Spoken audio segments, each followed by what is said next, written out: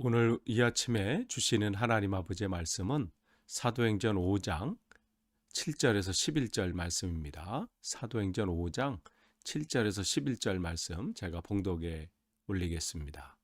3시간쯤 지나 그의 아내가 그 일어난 일을 알지 못하고 들어오니 베드로가 이르되 그 땅 판 값이 이것뿐이냐 내게 말하라 하니 이르되 예 이것뿐이라 하더라. 베드로가 이르되 너희가 어찌 함께 꾀하여 주의 영을 시험하려 하느냐. 보라 내 남편을 장사하고 오는 사람들의 발이 문 앞에 이르렀으니 또 너를 메어 내가리라 하니 곧 그가 베드로의 발 앞에 엎드려져 혼이 떠나는지라. 젊은 사람들이 들어와 죽은 것을 보고 메어다가 그의 남편 곁에 장사하니 온 교회와 이 일을 듣는 사람들이 다 크게 두려워하니라. 아멘. 우리는 계속해서 사도행전을 지금 살펴보고 있습니다. 오늘은 사도행전 5장 7절에서 11절 말씀 어제 이어서 우리 계속 나누도록 하겠습니다. 어제 우리가 사도행전 5장 1절에서 6절 말씀을 통해서 교회 안에는 교회 사람들의 모임이죠. 세상 사람들이 볼 때는 저기 사람들이 이렇게 모이는구나. 요즘 특별히 코로나19 상황으로 인해서는 사람들이 모이는 것에서 막 민감하고 이러한 가운데 있다고 하는데 어제 어느 분의 소식을 들었는데 요즘 군대 안에서 모든 종교 활동이 금지됐다고 하더라고요. 그래서 그 군인들이 그냥 요즘 핸드폰이 일과 끝나고 나면 지급되기 때문에 주말에는 그냥 그분의 말씀에 의하면 12시간 내내 그냥 핸드폰 보고 있대요. 이런 상황들인데 물론 이제 사람들의 모임이죠.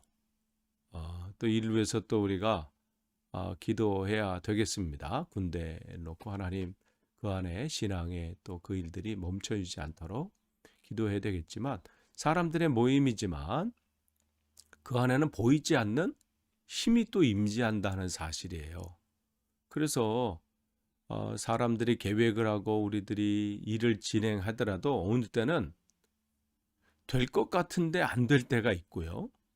어느 때는 이거 안 되나 하고 했지만 되는 것도 될 때가 있잖아요. 그게 뭐예요? 하나님의 그 보이지 않는 그 힘이 있기 때문에 그래요. 그러니까 어제 말씀 우리가 나누면서도 그 아나니아의 마음속에 뭐예요? 악한 영, 마귀가 그 마음을 가득했다 이렇게 말씀하고 있습니다. 그러니까 이 악한 영이 가득하지만 또 교회 안에 또 뭐가 있어요? 하나님께서 이 초대교회를 통해서 역사하셨던 그 성령의 충만함이 그들 가운데 있다는 거죠. 그러니까 성령의 충만함으로 성도들이 사랑의 교제 가운데 나누고 섬기고 교제하고 이러한들이 넘치고 기적들이 일어나면서 믿는 자들이 더해지고 그러한 일들이 일어났지만 그러한 가운데서도 사단은 틈을 노린다는 거예요. 이게 문제예요. 이걸 우리가 경계해야 되고 우리가 깨어 있어야 되는 거예요. 사단은 오늘도 틈을 우는 사자와 같이 두루다니며 삼킬 자를 찾습니다. 근데 이제 아나니아와 오늘 본문에 나오는 삽비라가 그 사단의 먹잇감이 되는 줄 모르는 거예요. 그러니까 오늘 7절 보시면 3시간쯤 지나 그의 아내가 일어나 그 일어난 일을 알지 못하고 들어오니 베드로가 이르되 그 땅값 한 것이 이것뿐이냐 내게 말하라니 이르되 예 이것뿐이더라 하더라. 남편 아니아니아가 죽은 지 3시간쯤 지났을 때에 그의 아내 삽비라가 지금 상황이 어떻게 진행되고 있는지 알지 못한 채 베드로의 질문에 그냥 대답하는 거예요. 이게 전부입니다. 대답을 하죠.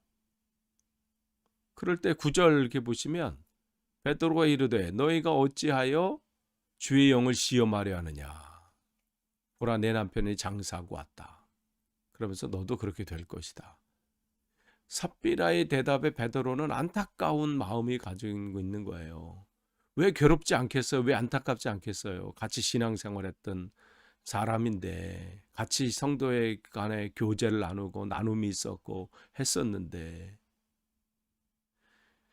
근데도 그 앞에 너희가 어찌하여 함께 꾀하여 주의 영을 시험하느냐.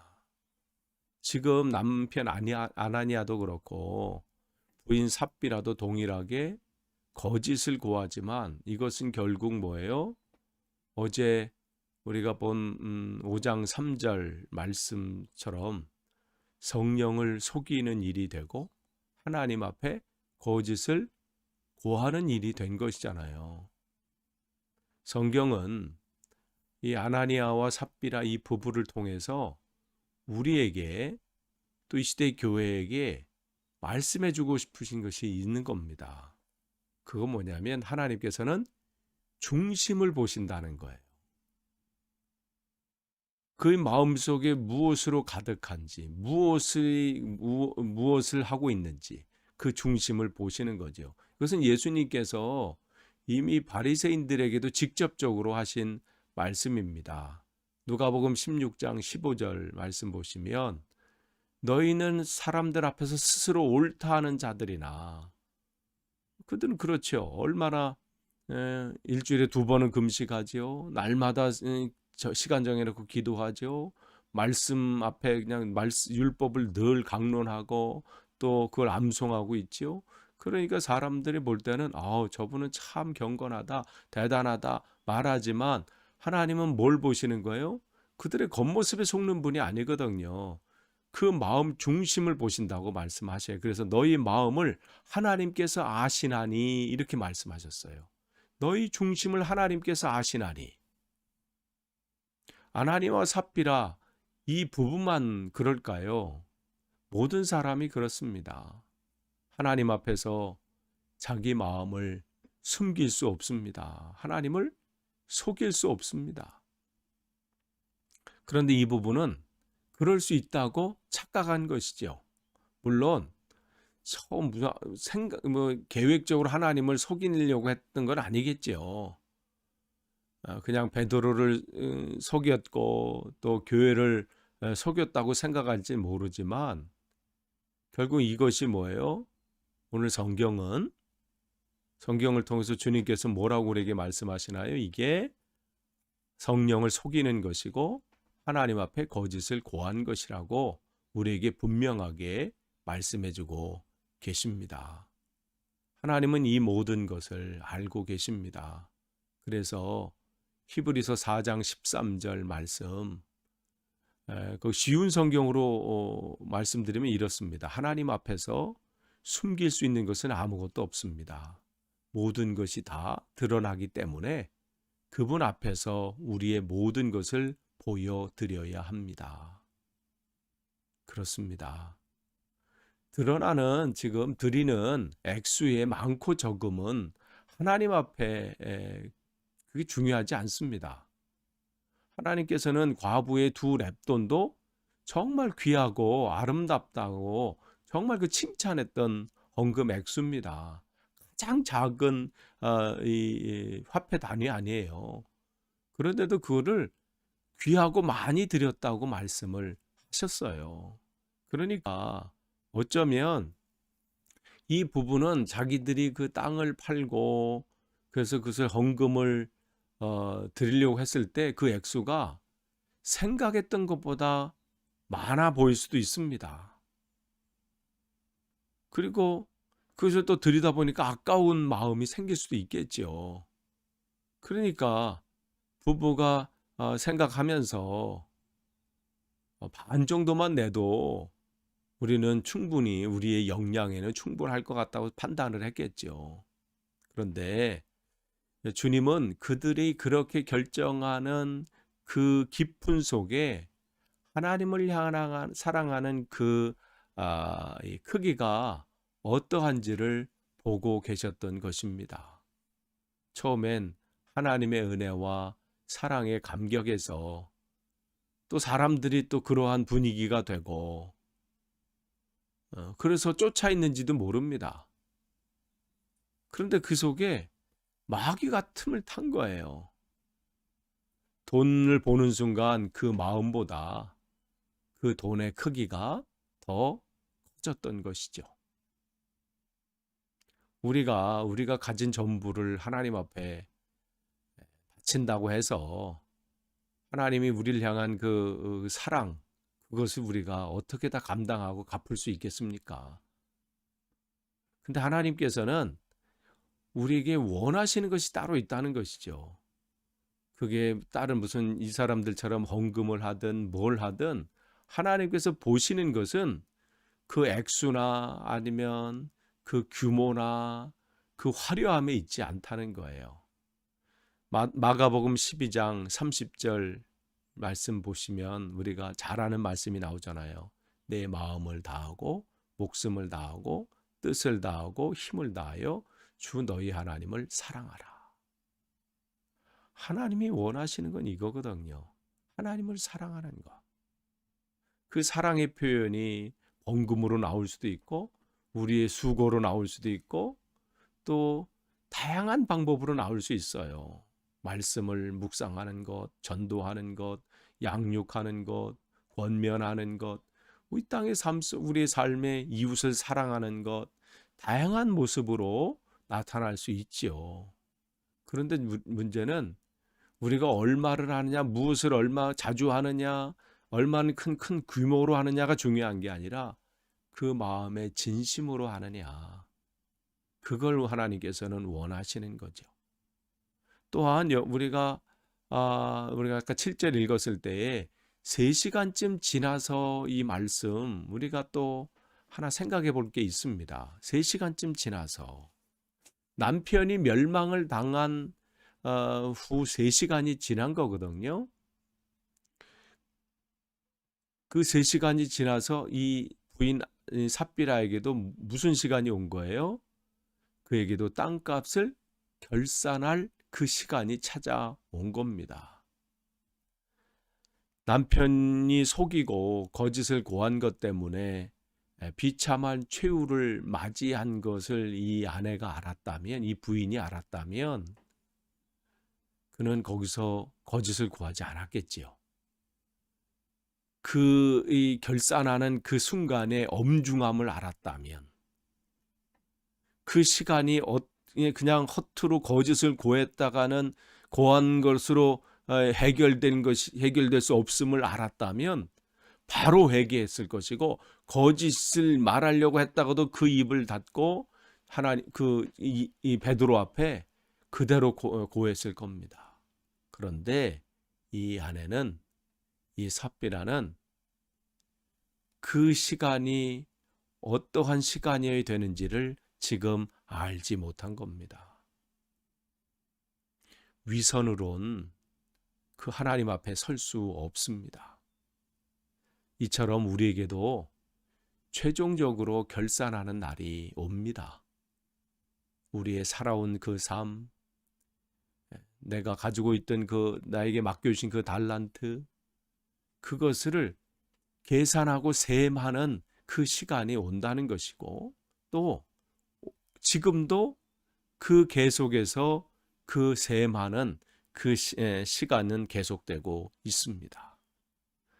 그렇기 때문에 우리 오늘 이 성경에 이 말씀을, 왜 초대교회 부흥의 역사들이 막 나타나고 있는데 어쩌면 빼도 이 5장 1절에서 11절은 거기서 빼버려도 그렇게 문제가 되지 않을 것 같아요. 어쩌면 더 초대교회의 아름다운 모습이 더 잘 드러날 수도 있는데 성경에는 그대로 이것을 기록하고 있잖아요. 그래서 성경이 진짜 하나님 말씀인 거죠. 그러니까 우리에게 대비하라는 거예요. 너희도 셈하는 날이 온다. 그 결산할 때가 온다는 말씀이죠. 주님을 알지 못하는 이들도 자신에게 이 결산하는 날이 오고 있음을 알지 못하고 어떻게 살아요? 그저 오늘 하루 이 땅에서 잘 먹고 잘 살면, 자기가 좋아하는 것 그렇게 해서 하면 그냥 행복한 날이라고 생각하면서 삽니다. 그러한 이들, 또한 주님을 그날을 바라보며 있는 모든 이들에게 결산하는 날이 있음을 오늘 말씀해 주고 있습니다. 여러분, 성경 우리에게 분명히 말씀해 주십니다. 그날이 온다. 그런데 거기에 관심이 없고 세상 것에다 관심이 있고 천국도 지옥도 멸망도 심판도 관심이 없는 그 사람들에게 주님은 분명하게 말씀하십니다. 이것을 모르면요, 그냥 자기 소견에 옳은 대로 사는 거예요. 끝을 맺습니다. 오늘도 성령께서 우리를 통해서 하나님의 놀라운 일들을 이루십니다. 그러나 악한 영도 틈을 찾고 있어요. 공격하려고 합니다. 그 일들을 진행하려고 합니다. 거기에 여러분 그것을 놓쳐서는, 그것을 여러분께서 그 가운데 그것을 분명하게 인식하면서 사셔야 되고, 또 뭐예요?